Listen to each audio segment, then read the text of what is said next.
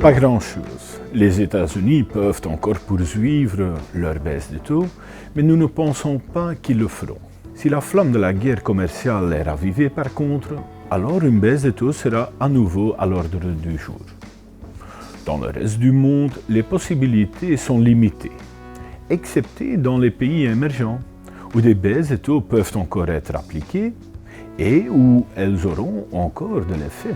Seuls ces pays ont en effet encore des taux réels positifs, qui représentent la différence entre les taux d'intérêt et l'inflation. Cela pourrait être la cerise sur le gâteau, mais nous en doutons fortement. En Amérique, ce sera difficile de trouver un accord. Bien que les démocrates ne soient pas contre un plan d'infrastructure, ils redouteront un accord avec lequel Trump pourrait encore marquer des points dans sa course à l'élection. En Europe, il existe bien certains développements prometteurs, mais surtout des oppositions idéologiques entre le centre et le sud de l'Europe.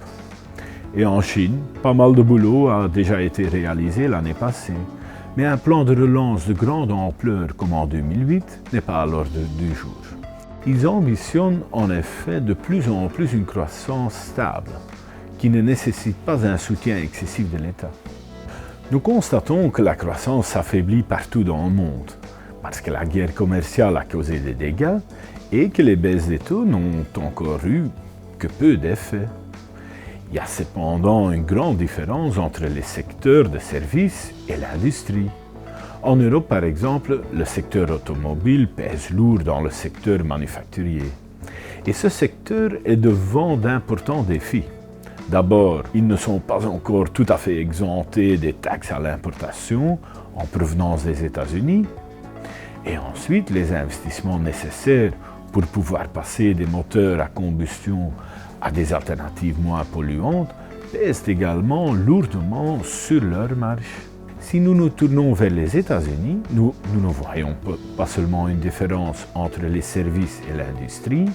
Sur ce graphique, nous comparons deux indicateurs, le Markit et le ISM. Tous deux constituent un indicateur prédictif, mais ils interrogent deux types différents d'entreprises. Le Markit se base plutôt sur des grandes capitalisations, dans lesquelles une grosse partie de la croissance provient du commerce extérieur. Et nous voyons ici que l'industrie se situe en dessous des 50, ce qui indique qu'une partie de l'économie pourrait se rétracter. Par contre, si nous regardons l'indice ISM, nous constatons que celui-ci s'est stabilisé au-dessus des 50. Dans ce cas-ci, les entreprises interrogées sont plutôt des PME, qui ont une grande exposition à la consommation américaine. Cela s'explique entre autres par le fait que la guerre commerciale a un impact plus grand sur les grandes capitalisations. Il sera donc primordial de choisir non seulement les bonnes régions, mais aussi les bons secteurs. Les derniers événements nous ont montré que personne n'est en sécurité face aux tractations du président Trump. Une dégradation de la situation au Moyen-Orient pèsera sur la confiance des consommateurs, mais du fait de l'augmentation du prix du pétrole, il verrait également l'inflation partir à la hausse.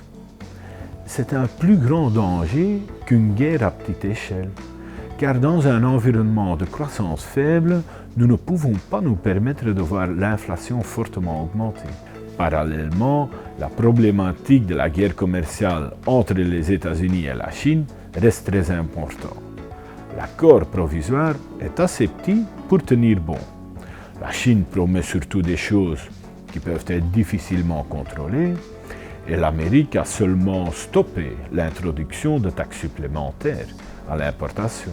Les deux peuvent encore laisser ceci inchangé sans causer trop de dégâts à leur image. Cet environnement, avec une économie stabilisée, avec des profits d'entreprises saines, devrait être positif pour les actifs risqués, à condition que l'inflation continue de ne pas trop augmenter.